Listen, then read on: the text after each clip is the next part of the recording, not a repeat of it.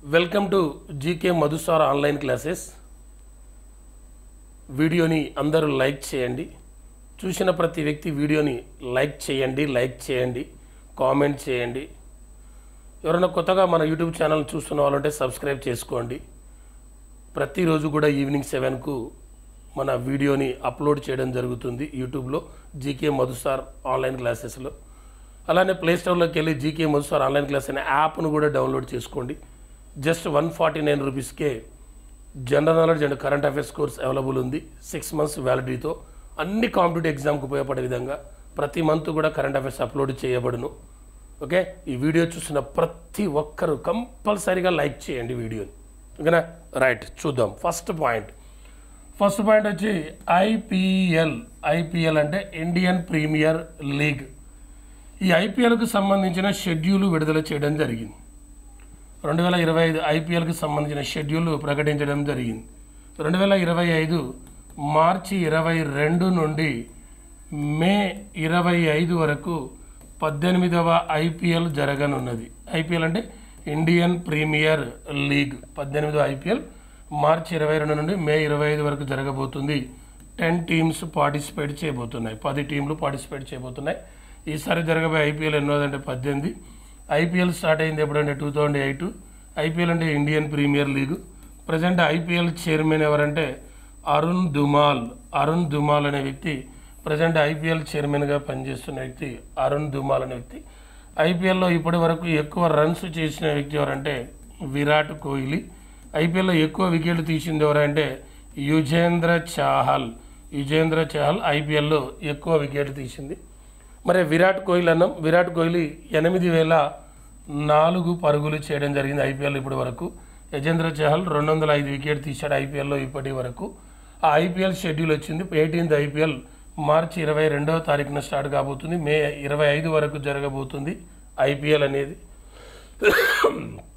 ఐపీఎల్లో అత్యధిక ధర పలికిన క్రీడాకారుడు ఎవరంటే రిషబ్ పంత్ ఐపీఎల్లో ఎక్కువ ధర పలికిన క్రీడాకారుడు. ఇతన్ని లక్నో సూపర్ జైంట్ 27 కోట్లకు కొనుగోలు చేయడం జరిగింది. రెండవ పర్సన్ ఎవరంటే శ్రేయస్ అయ్యర్ ఐపీఎల్లో 26.75 కోట్ల రూపాయలకు శ్రేయస్ అయ్యర్ను కొనుగోలు చేసిన జట్టు ఏదంటే పంజాబ్. ఐపీఎల్లో అత్యధిక ధర పలికిన క్రీడాకారులు. ఐపీఎల్ ఇప్పటివరకు ఎక్కువ సార్లు వచ్చింది ఎవరికంటే ముంబైకి ఐపీఎల్ 5 సార్లు వచ్చింది. చెన్నైకి కూడా 5 సార్లు వచ్చింది. ఫస్ట్ 2008 ఐపీఎల్ విన్నర్ ఎవరంటే రాజస్థాన్ రాయల్స్ ఐపీఎల్ విన్నర్స్. ఈసారి ఐపీఎల్ మార్చి 22వ తారీఖున స్టార్ట్ కాబోతుందన్నాం. మార్చి 23 అనేది వరల్డ్ వాటర్ డే, అంతర్జాతీయ మంచినీటి దినం. ఎప్పుడంటే మార్చి 22. మార్చి 21 అయితే వాతావరణ దినం. మార్చి 22 మంచినీటి దినం. మార్చి 21 అటవీ దినం. 22 వాటర్ డే. 23 వాతావరణ దినం. మార్చి 24 క్షయ దినం. మార్చి 20 అయితే ప్రపంచ సంతోష దినం అండ్ వరల్డ్ స్పారోస్ డే కూడా. ఓకేనా, అర్థమైందా? మార్చి 20 world happiness day. 21 forest day. 22 water day. 23 వాతావరణ దినం. 24 క్షయ దినం. ఆ మార్చి 22 ఈసారి ఐపీఎల్ స్టార్ట్ కాబోతుంది. ఎండ్ అయ్యేది ఎప్పుడంటే మే 25. మే 25 అనేది ఇంటర్నేషనల్ ఫుట్బాల్ డే, అంతర్జాతీయ ఫుట్బాల్ దినం. ఎప్పుడంటే మే 25. అదే నేషనల్ ఫుట్బాల్ డే అంటే జూలై 19 నేషనల్ ఫుట్బాల్ డే. ఇదొక పాయింట్. ఈరోజు వార్తల్లోకి వచ్చిన అంశాల్లో భాగంగా ఇదొక పాయింట్. ఐపీఎల్ షెడ్యూల్ను ప్రకటించడం జరిగింది. అది ఎన్నో ఐపీఎల్ ఎప్పటి నుంచి ఎప్పుడు జరుగుతుంది, ఎన్ని జట్లు పాల్గొంటున్నాయి ఏందనేది ఒక పాయింట్. నెక్స్ట్ రెండవది డైలీ కరెంట్ అఫైర్స్లో భాగంగా ప్రవింద్ జగన్నాథ్ అనేది ఒక టాపిక్. ప్రవింద్ జగన్నాథ్ అనేవాడు. ఈ ప్రవింద్ జగన్నాథ్ ఏజీ 63 years, 63 సంవత్సరాల ఏజీ. ఇతను మారిషస్ అనే కంట్రీకి మారిషస్ మాజీ ప్రధానమంత్రి ప్రవింద్ జగన్నాథ్. ఇతన్ని మనీ లాండరింగ్ కేసులో అరెస్టు చేయడం జరిగింది. ఈయన 2017 నుండి 2024 వరకు ఇతను ఇంగ్లాండ్కు మారిషస్కు ప్రధానమంత్రిగా పనిచేశాడు. మారిషస్ మాజీ ప్రధాని ప్రవింద్ జగన్నాథ్ను మనీ లాండరింగ్ కేసులో అరెస్టు చేయడం జరిగింది. ఇతను పదవిలో ఉన్నప్పుడు అక్రమాలకు పాల్పడ్డాడని ఇతని మీద అరెస్ట్ వారెంట్ అయింది. 2017 నుంచి 2024 వరకు ఇతను ప్రధానమంత్రిగా పనిచేశాడు. ప్రజెంట్ మారిషస్ ప్రధానమంత్రి నవీన్ రామ్ గులాం నవీన్ రామ్ గులాం అనే వ్యక్తి ప్రజెంట్ మారిషస్ ప్రధానిగా పనిచేస్తున్నాడు. అలానే మారిషస్ డిప్యూటీ ప్రధాని పాల్ బేరేంజర్ అనే వ్యక్తి మారిషస్ డిప్యూటీ ప్రధానిగా పనిచేస్తుంది. అలానే మారిషస్ అధ్యక్షుడిగా పనిచేస్తున్న వ్యక్తి ధరమ్ గోకుల్ అనే వ్యక్తి ప్రజెంట్ మారిషస్ అధ్యక్షునిగా పనిచేస్తుంది. ధరమ్ గోకుల్ అనే వ్యక్తి. ప్రధానమంత్రి నవీన్ రామ్ గులాం ఆ మారిషస్ మాజీ ప్రధాని ప్రవింద్ జగన్నాథ్ను మనీ లాండరింగ్ కేసులో అరెస్ట్ చేశారు. ఆయన 2017 నుండి 24 వరకు మారిషస్కు ప్రధానమంత్రిగా పనిచేశాడు. ఆ మారిషస్ యొక్క రాజధాని పోర్ట్ లూయిస్. మారిషస్ యొక్క రాజధాని ఏదంటే పోర్ట్ లూయిస్ అనేది మారిషస్ యొక్క రాజధాని పోర్ట్ లూయిస్. ఇదొక పాయింట్. వార్తల్లోకి వచ్చిన అంశాల్లో భాగంగా ఇదొకటి. ఆ తర్వాత మరొకటి Indian art history congress conference. Indian art history conference జరిగింది. ఇండియన్ ఆర్ట్ హిస్టరీ కాంగ్రెస్ అంటే కూటమి, కూడిక లేదా గుంపు అని. ఆ Indian art history congress summit February 8 నుండి 10 వరకు జరిగింది. 2025 ఫిబ్రవరి 8 నుండి 10 వరకు 32వ Indian art history congress summit ఉత్తరప్రదేశ్లోని నోయిడాలో జరిగింది. 32వ Indian art history congress summit ఉత్తరప్రదేశ్లోని నోయిడాలో జరిగితే దీన్ని నిర్వహించింది ఎవరంటే ఇండియన్ ఇన్స్టిట్యూట్ ఆఫ్ హెరిటేజ్ ఆధ్వర్యంలో. ఇండియన్ ఇన్స్టిట్యూట్ ఆఫ్ హెరిటేజ్ ఆధ్వర్యంలో ఈ ఇండియన్ ఆర్ట్ హిస్టరీ కాంగ్రెస్ 32వది ఉత్తరప్రదేశ్లో నోయిడాలో నిర్వహిస్తే దీని యొక్క థీమ్ ఏంది? 32వ ఇండియన్ ఆర్ట్ హిస్టరీ కాంగ్రెస్ యొక్క థీమ్ ఏంటంటే రెండరింగ్ ఆఫ్ ఇండియన్ ఎపిక్స్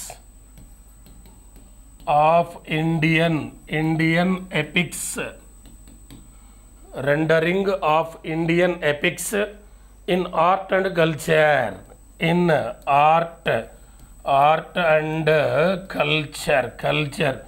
ఇది దీని యొక్క థీమ్. 32వ ఇండియన్ ఆర్ట్ హిస్టరీ కాంగ్రెస్ యొక్క theme rendering of Indian epics in art and culture అనేది దీని యొక్క థీమ్. ఈసారి జరిగిన Indian art history congress summit ఏంటంటే 32ది. ఎక్కడంటే ఉత్తరప్రదేశ్లోని నోయిడాలో జరిగింది. 32వ దినం. మనందరికీ తెలుసు మన భారతదేశంలో 32 అసెంబ్లీ స్థానాలకు వెళ్ళిన రాష్ట్రం. 32 అసెంబ్లీ స్థానాలకు వెళ్ళిన రాష్ట్రం ఒకటి ఉంది. సిక్కిం అనేది 32 అసెంబ్లీ స్థానాలు కలిగినది. అలానే లక్షద్వీపుల యొక్క విస్తీర్ణం ఎన్ని చదరపు కిలోమీటర్లు అంటే 32 చదరపు కిలోమీటర్ల విస్తీర్ణం. మానవుల్లో దంతాల సంఖ్య కూడా ఎంత అంటే 32 దంతాలు. సిక్కిం అసెంబ్లీ స్థానంలో 32 అనం. రాజ్యాంగం ప్రకారం ఏదైనా ఒక రాష్ట్ర కనిష్ట స్థానాల సంఖ్య 60 కంటే తక్కువగా ఉండకూడదు. కానీ సిక్కిం 32 ఉన్నాయి. రాజ్యాంగం ప్రకారం ఏదైనా ఒక రాష్ట్ర విధానసభ కనిష్ట స్థానాల సంఖ్య 60 కంటే తక్కువగా ఉండకూడదు, 500 కంటే ఎక్కువగా ఉండకూడదు. కానీ 3 రాష్ట్రాలకు మినహాయింపు ఇచ్చారు. అందులో ఒకటి సిక్కిం అసెంబ్లీ స్థానాలు 32, రెండోది మిజోరం అసెంబ్లీ స్థానాలు 40, ఆ తర్వాత గోవా అసెంబ్లీ స్థానాలు కూడా 40 అసెంబ్లీ స్థానాలు. ఓకేనా? ఆ 32వ ఇండియన్ ఆర్ట్ హిస్టరీ కాంగ్రెస్ వచ్చింది కాబట్టి దానికి ఒక పాయింట్గా ఇది చెప్పడం జరిగింది. నెక్స్ట్ మరొకటి కరెంట్ అఫైర్స్లో భాగంగా బికాషిత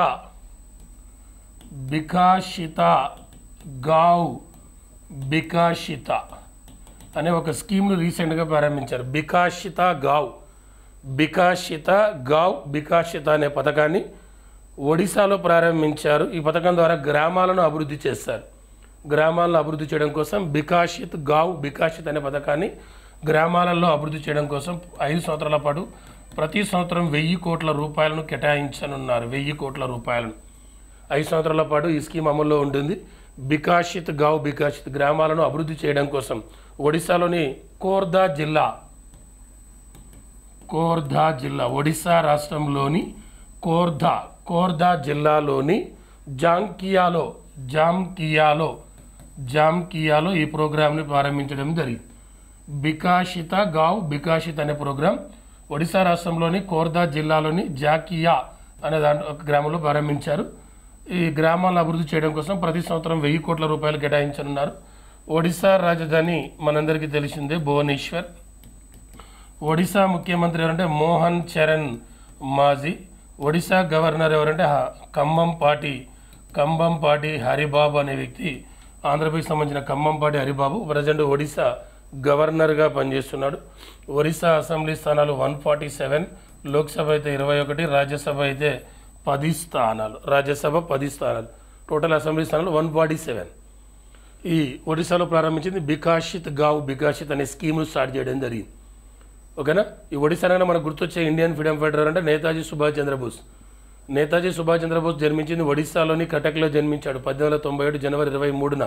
ఆ జనవరి 23నే మనం పరాక్రమ దివాస్గా జరుపుకుంటున్నాం. ఆ నేతాజీ యొక్క గురువు ఎవరంటే చిత్తరంజన్ దాస్. ఆ నేతాజీ స్లోగన్లు ఏంటంటే జై హింద్, చలో ఢిల్లీ, నాకు రక్తాన్ని ఇవ్వండి, మీకు స్వాతంత్రాన్ని ఇస్తాను. ఆ నేతాజీ ఐఎన్సీకి 2 సార్లు అధ్యక్షత వహించాడు. 1939, 38, 39. 1939 ఐఎన్సీ సమావేశం హరిపుర గుజరాత్లో జరిగితే 39 త్రిపురి మధ్యప్రదేశ్లో జరిగింది. ఈ 2 సమావేశాలకు అధ్యక్షత వహించింది నేతాజీ. 39లో నేతాజీ ఐఎన్సీకి రాజీనామా చేసి 1939లోనే ఫార్వర్డ్ బ్లాక్ అనే ఒక రాజకీయ పార్టీని కూడా ఏర్పాటు చేశారు. నేతాజీ పేరు మీద ఒక అవార్డు కూడా ఇస్తున్నారు. నేతాజీ సుభాష్ చంద్రబోస్ ఆపద ప్రబంధన్ పురస్కారం. మొన్న 2025లో ఆ పురస్కారాన్ని హైదరాబాద్ చెందిన ఇన్కాయిస్ అనే సంస్థకు కూడా ప్రకటించడం జరిగింది. నేతాజీ పుట్టింది ఎక్కడ అంటే ఒరిస్సాలోని కటక్. ఆ కటక్లోనే మనకు జాతీయ వరి పరిశోధన కేంద్రం ఉంది. ఆ కటక్లోనే మన ఇండియాలో ఫస్ట్ రైస్ ఏటీఎంను ప్రారంభించారు. ఆ కటక్ చెందిన ఎంపీనే ప్రజెంట్ మన లోక్సభ ప్రొటెం స్పీకర్, 18వ లోక్సభ ప్రొటెం స్పీకర్ భర్తృహరి మెహతాబ్. ఆ భర్తృహరి మెహతాబ్ ఏ నియోజకవర్గం అంటే కటక్. ఆ కటక్ ఏ రాష్ట్రం అంటే ఒరిస్సా. ఆ ఒరిస్సా ముఖ్యమంత్రి మోహన్ చరణ్ మాజీ. ఆ మోహన్ చరణ్ మాజీ ఇటీవల బికాషిత్ అనే పథకాన్ని ప్రారంభించాడు గ్రామాలను డెవలప్ చేయడం కోసం. ఓకేనా. నెక్స్ట్ మరొక point, bill gates Microsoft founder అయిన బిల్ గేట్స్ తన ఆటోబయోగ్రఫీని రాసుకున్నాడు. మైక్రోసాఫ్ట్ ఫౌండర్ ఎవరంటే బిల్ గేట్స్. ఆయనతో పాటు పాల్ అలెన్ వీళ్ళిద్దరు కలిసి మైక్రోసాఫ్ట్ను 1975 ఏప్రిల్ 4వ తారీఖున ఏర్పాటు చేసి దీని ప్రధాన కార్యాలయం ఎక్కడుందంటే వాషింగ్టన్లో ఉంది. ప్రజెంట్ మైక్రోసాఫ్ట్ CEO ఎవరంటే Satya Nadella. CEO and chairman. Bill Gates అయితే సాంకేతిక సలహాదారునిగా పనిచేస్తున్నాడు. ప్రజెంట్ మైక్రోసాఫ్ట్కు CEOగా పనిచేస్తుంది ఎవరంటే సత్య నాదెల్లా. సలహాదారునిగా పనిచేస్తుంది ఎవరంటే బిల్ గేట్స్ సలహాదారునిగా పనిచేస్తున్నాడు. హెడ్ క్వార్టర్ ఎక్కడ ఉందంటే వాషింగ్టన్లో ఉంది. అయితే ఇప్పుడు ఏంటంటే పాయింట్, బిల్ గేట్స్ తన ఆటోబయోగ్రఫీని రాసుకున్నాడు. సోర్స్ కోడ్ మై బిగినింగ్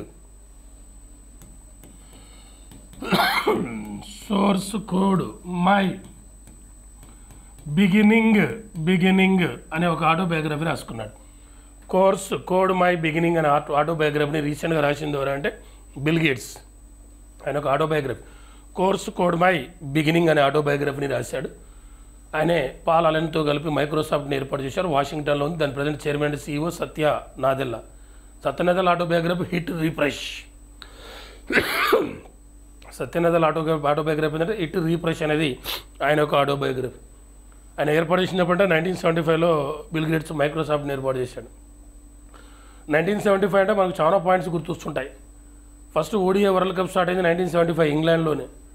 మన ఇండియాకు హాకీ వరల్డ్ కప్ వచ్చింది ఒకసారి ఎప్పుడంటే 1975. అప్పుడు మలేషియాలో జరిగింది, రన్నరప్ పాకిస్తాన్. 1975లోనే 22వ రాష్ట్రంగా మనం సిక్కింని గుర్తించాం. 1975లోనే G7 అనే సంస్థను కూడా ఏర్పాటు చేశాం.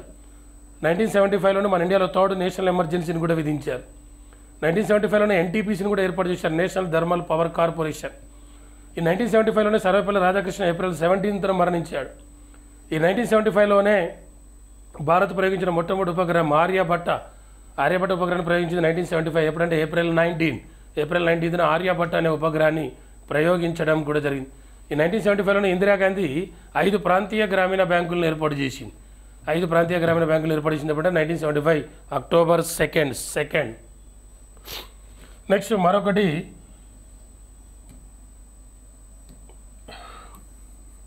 నోడీ బంధన్ పథకం అనేది మరొకటి స్కీమ్.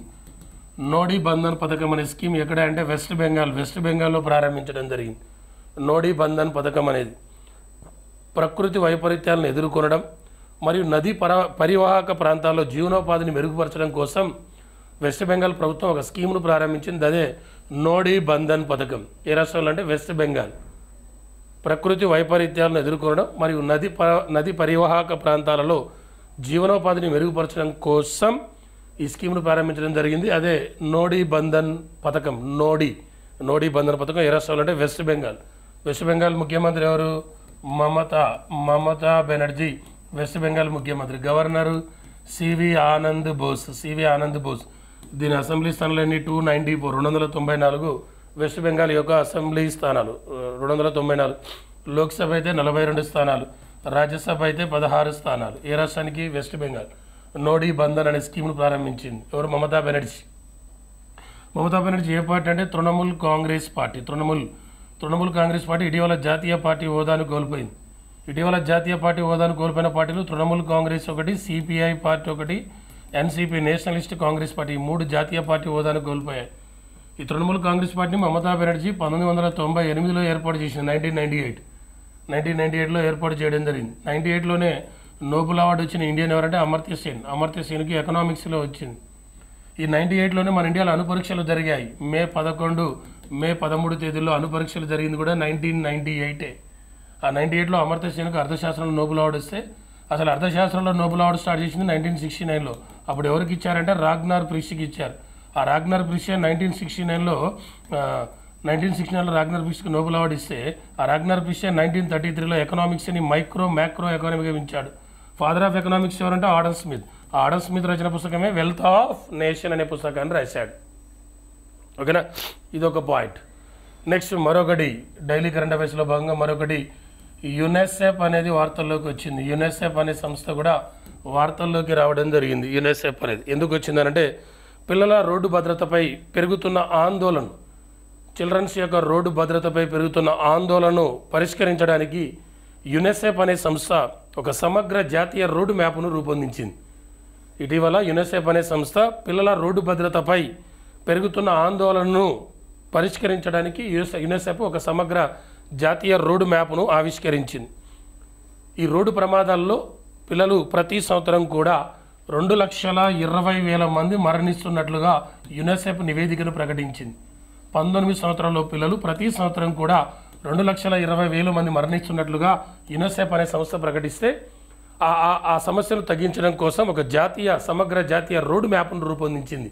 ఏ సంస్థ అంటే యునెసెఫ్. ఇక్కడ పాయింట్ ఏంటంటే ఇటీవల యునెసెఫ్ అనే సంస్థ పిల్లల రోడ్డు భద్రతపై పెరుగుతున్న ఆందోళన తగ్గించేందుకు ఒక సమగ్రమైన జాతీయ రోడ్డు మ్యాప్ను రూపొందించింది.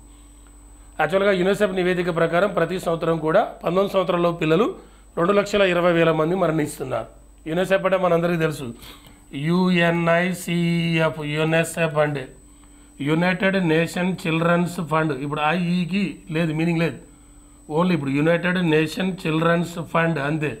ఆ యునెసెఫ్ 1946 డిసెంబర్ 11న ఏర్పాటు చేస్తే దీని ప్రధాన కార్యాలయం ఎక్కడుందనంటే న్యూయార్క్లో ఉంది యునెసెఫ్ ప్రధాన కార్యాలయం.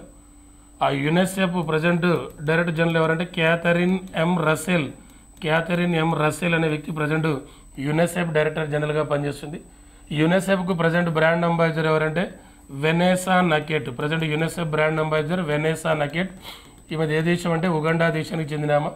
ప్రజెంట్ యునెసెఫ్ ఇండియన్ అంబాసిడర్ ఎవరంటే Kareena Kapoor. Present UNICEF Indian ambassador అంటే Kareena Kapoor. Overall brand ambassador ఎవరంటే వెనేసా నకెట్. ఏ దేశం అంటే ఉగండా దేశానికి చెందినామా. ఆ యునెసెఫ్ ఫార్మేషన్ 1946 డిసెంబర్ 11. మనకు డిసెంబర్ 11 అనగానే ఒకటి యునెసెఫ్ ఫార్మేషన్ ఒకటి గుర్తు రావాలి. రాజ్యాంగ పరిషత్ 2వ సమావేశం జరిగింది కూడా డిసెంబర్ 11. ఎప్పుడంటే 1946. దీనికి శాశ్వత అధ్యక్షుడిగా బాబు రాజేంద్ర ప్రసాద్ ఎన్నికయ్యాడు. ఈ డిసెంబర్ 11 ప్రపంచ పర్వతాల దినం, వరల్డ్ మౌంటైన్ డే కూడా డిసెంబర్ 11. ఆంధ్రాలో ఫస్ట్ విడోస్ మ్యారేజ్ జరిగింది కూడా డిసెంబర్ 11. ఎప్పుడంటే 1881 డిసెంబర్ 11 ఫస్ట్ ఆంధ్రాలో విడోస్ మ్యారేజ్. ఎవరంటే రాజమండ్రిలో జరిగింది. కందుకూరి వీరేశలింగం జరిపించాడు. ఇప్పుడు మనకు మహాకుంభమేళ జరుగుతుంది 2025లో. ఇంతకంటే ముందు మహాకుంభమేళ జరిగింది ఎప్పుడంటే 1881లో జరిగింది. మొట్టమొదటి 2025 కంటే ముందు మహాకుంభమేళ జరిగింది ఎప్పుడంటే 1881లోనే జరిగింది. ఆ 1881లోనే ఆంధ్రలో ఫస్ట్ విడోస్ మ్యారేజ్. ఆ 1881లోనే యూఎస్ ఓపెన్ టెన్నిస్ని కూడా స్టార్ట్ చేసింది. ఆ 1881లోనే మన ఇండియాలో ప్రతి 10 సంవత్సరాలకు ఒకసారి జనాభా లెక్కలు, ఇండియాలో 10 ఇయర్స్కి ఒకసారి జనాభా లెక్కలు స్టార్ట్ చేసింది ఎప్పుడంటే 1881. అప్పుడు వైస్రాయ్ అంటే లార్డ్ రిప్పన్. యాక్చువల్గా జనాభా లెక్కలు స్టార్ట్ అయింది 1872లో, కానీ 10 ఇయర్స్కి ఒకసారి స్టార్ట్ అయింది 1881. అప్పుడు లార్డ్ రిప్పన్. ఆ 1881లోనే ఇంతకుముందు మహాకుంభమేళ జరిగింది. ఆ 1881లోనే ఫస్ట్ విడోస్ మ్యారేజ్ జరిగింది. ఎక్కడ ఆంధ్రలో జరిపించింది ఎవరంటే కందుకూరి వీరేశలింగం జరిపించడం జరిగింది. ఇదొక పాయింట్. ఆ తర్వాత నెక్స్ట్ మరొక పాయింట్, బ్రిక్స్కి సంబంధించి ఒక అప్డేట్ పాయింట్ రావడం జరిగింది. బ్రిక్స్, బి అంటే Brazil, R Russia, I India, C China, S South Africa. Next 2025 July 6-7 తేదీల్లో బ్రిక్స్ సమిట్ జరగబోతుంది. 17వ బ్రిక్స్ సదస్సు జరగబోతుంది. ఎక్కడంటే బ్రెజిల్లోని రియో డి జనీర్లో జరగబోతుంది. 2025 జూలై 6-7 తేదీలో 17వ బ్రిక్స్ సదస్సు బ్రెజిల్లో జరగబోతున్నట్లుగా ప్రకటించింది. రియో డి జనీర్లో జరుగుతున్నట్లు ప్రకటించింది. మనకు లాస్ట్ 2024 అక్టోబర్ 22 నుంచి 24 వరకు 16వ బ్రిక్స్ సదస్సు జరిగింది. 16వ బ్రిక్స్ సదస్సు ఎక్కడంటే రష్యా. ఆ రష్యాలో ఎక్కడ జరిగిందంటే కజాన్ అనే నగరంలో జరిగింది. కజాన్ అనే నగరంలో 2024లో బ్రిక్స్ సదస్సు రష్యాలోని కజాన్. ఇప్పుడు జరగబోయేది ఎక్కడ అంటే బ్రెజిల్లోని రియో డి జనీర్లో జరగబోతుంది బ్రిక్స్ సదస్సు. బ్రిక్స్లో ప్రజెంట్ సభ్య దేశాలు ఉన్నాయంటే 10 దేశాలు ఉన్నాయి బ్రిక్స్లో ప్రజెంట్. ఇవి 5. ఈ 5 తర్వాత 2024 జనవరి 1న మరో 4 దేశాలు వచ్చాయి. ఒకటి ఇథియోపియా అనే ఒక దేశం వచ్చింది, ఇథియోపియా. రెండవది ఇరాన్ అనే ఒక దేశం వచ్చింది. మూడవది ఈజిప్ట్ అనే ఒక దేశం వచ్చింది. మరొకటి యుఏఏ, యునైటెడ్ అరబ్ ఎమిరేట్స్. ఇవి 4 దేశాలు జాయిన్ కావడం జరిగింది. Ethiopia, Iran, Egypt, UAE. మొన్న రీసెంట్గా 2025 జనవరిలో వచ్చిన దేశం ఏదంటే ఇండోనేషియా. ఇటీవల బ్రిక్స్లో జాయిన్ అయిన దేశం ఏదంటే ఇండోనేషియా. దీంతో బ్రిక్స్లో సభ్య దేశాలు ఎన్నైనా 10 దేశాలు అయినాయి. యాక్చువల్గా సౌదీ అరేబియా కూడా న్యూట్రల్గా ఉంది, ఇంకా చేరలేదు. చేరతామా చేరని న్యూట్రల్గా ఉంది. అది ప్రజెంట్ బ్రిక్స్లో 10 దేశాలు, మొన్నటి వరకు 9 ఉండే. రీసెంట్గా ఇండోనేషియా వచ్చింది. ఇప్పుడు అప్డేట్ పాయింట్ ఏంటంటే 2025 జూలై 6-7 తేదీలో బ్రిక్స్ 17వ సదస్సు జరగబోతుంది. అది ఎక్కడంటే బ్రెజిల్లోని రియో డి జనీర్లో జరగనున్నట్లుగా ప్రకటించడం జరిగింది. ఇదొక పాయింట్. నెక్స్ట్ మరొకటి G21 సంబంధించి ఒక అప్డేట్ రావడం జరిగింది. మనకు నెక్స్ట్ 2025లో G21 సదస్సు జరగబోతుంది. 2025లో G21 సంస్థ నవంబర్ 22, 23 తేదీల్లో G21 సదస్సు జరగబోతుంది. ఎక్కడంటే సౌత్ ఆఫ్రికాలోని జోహెన్స్బర్గ్లో జరగబోతుంది. ఈ సౌత్ ఆఫ్రికాలో జరగబోయే జోహెన్స్బర్గ్ సదస్సుకు తాము హాజరు కాము అని ఇటీవల ఏ దేశం ప్రకటించిందంటే అమెరికా ప్రకటించింది. 2025 నవంబర్ 22, 23 తేదీల్లో 20వ G21 సదస్సుకు ఏ దేశం హాజరుగా ఉన్నట్టు ప్రకటించిందంటే మేము హాజరు కాము అని ప్రకటించింది ఎవరంటే అమెరికా ప్రకటించడం జరిగింది. G20 అనేది అభివృద్ధి చెందిన మరియు చెందుతున్న దేశాల సంస్థ. దీన్ని 1999 సెప్టెంబర్ 26న ఏర్పాటు చేస్తే మనకు 2024లో జరిగింది. నవంబర్ 18, 19 తేదీల్లో G21 సదస్సు జరిగింది. ఎక్కడ? బ్రెజిల్లో జరిగింది. 2024లో G21 సదస్సు ఎక్కడ జరిగిందంటే బ్రెజిల్లో జరిగింది. ఎక్కడంటే రియో డి జనీర్లో జరిగింది. ఆ 2024లో జరిగిన G21 సదస్సు 2024 కంటే ముందు G21 ఎక్కడ జరిగిందంటే ఇండియా, ఢిల్లీలో జరిగింది. ఇంతకుముందు G20 ఉండే, ఇప్పుడు G21 అయింది. ఆ G21 ఏది వచ్చింది? ఆఫ్రికన్ యూనియన్ జాయిన్ కావడంతో G21 అయిపోయింది. ఇక్కడ పాయింట్ గుర్తుపెట్టుకోవాల్సింది, G21 అనేది అభివృద్ధి చెందిన మరియు చెందుతున్న దేశాల సంస్థ. 2025 నవంబర్ 22, 23 తేదీల్లో 20వ G21 సదస్సు సౌత్ ఆఫ్రికాలోని జోహెన్స్బర్గ్లో జరుగుతుండగా తమ హాజరు కామని ప్రకటించిన దేశం ఏదంటే అమెరికా. ఈ G20 అనేది 1999 సెప్టెంబర్ 26న ఏర్పాటు చేస్తే 2023లో దీనిలో దేనికి సభ్యత్వం కల్పినంటే ఏయు, ఆఫ్రికన్ యూనియన్కి సభ్యత్వం కల్పించారు. ఆ G21లో సభ్య దేశాలు ఏంటంటే అంటే ఒకటి G5 దేశాలకు సభ్యత్వం ఉంది, G7 దేశాలకు సభ్యత్వం. G5 అంటే Bharat, Brazil, China, Mexico, south Africa. ఈ 5 దేశాలకు ఉంది సభ్యత్వం. ఎలా? G21లో. దీంతోపాటు G7 కూడా సభ్యత్వం ఉంది G21లో. ఇవేంటి? America, Britain, France, Italy, Germany, Japan, Canada. ఈ 7 దేశాలు. ఈ 7 5 అయినాయి, 12 అయినాయి. ఇంకెన్ని రావాలి? 9 రావాలి. ఆస్ట్రేలియా 1, అర్జెంటీనా 1, ఇండోనేషియా 1, దక్షిణ Korea 1, Turkey 1, 2, 4, 5 Turkey, Australia, Argentina, Russia, ఇంకోటి Saudi Arabia 13, 14, 15, 16, 17, 18. Australia, Argentina, Indonesia, దక్షిణ Korea, Turkey, Saudi Arabia. Argentina వచ్చింది, ఆస్ట్రేలియా వచ్చింది, ఇండోనేషియా వచ్చింది, రష్యా రాయలేదు, ఇంకా రష్యా దీంతో 19 తర్వాత EU 1, AE 1, ఇవి 2తో 21 అయినాయి. ఇవి 5, 7, 12, 13, 14, 15, 16, 17, 18, 19, 20, 21. AE అంటే ఆఫ్రికన్ యూనియన్, EU అంటే యూరోపియన్ యూనియన్. దీంతో G21 దేశాలు ఇవి. ఇది ఈరోజు మనం డిస్కషన్ చేసిన టోటల్ కరెంట్ అఫైర్స్ పాయింట్స్. దయచేసి ఈ వీడియోని అందరూ కూడా కంపల్సరీ లైక్ చేయండి. కంపల్సరీ చూసిన వాళ్ళందరూ కూడా లైక్ చేయట్లేదు, కంపల్సరీ కూడా లైక్ చేయండి, షేర్ చేయండి, కామెంట్ చేయండి. మన యూట్యూబ్ ఛానల్ ఎవరైనా కొత్తగా చూస్తుంటే సబ్స్క్రైబ్ చేసుకోండి. ప్రతిరోజు ఈవినింగ్ 7కి exactly current affairs class upload చేయబడి, అలానే ప్లేస్టోర్లోకి వెళ్ళి మన యాప్ను కూడా డౌన్లోడ్ చేసుకోండి. జస్ట్ 149 రూపీస్కే మన కరెంట్ అఫైర్స్ కోర్సు అవైలబుల్ కూడా ఉన్నది.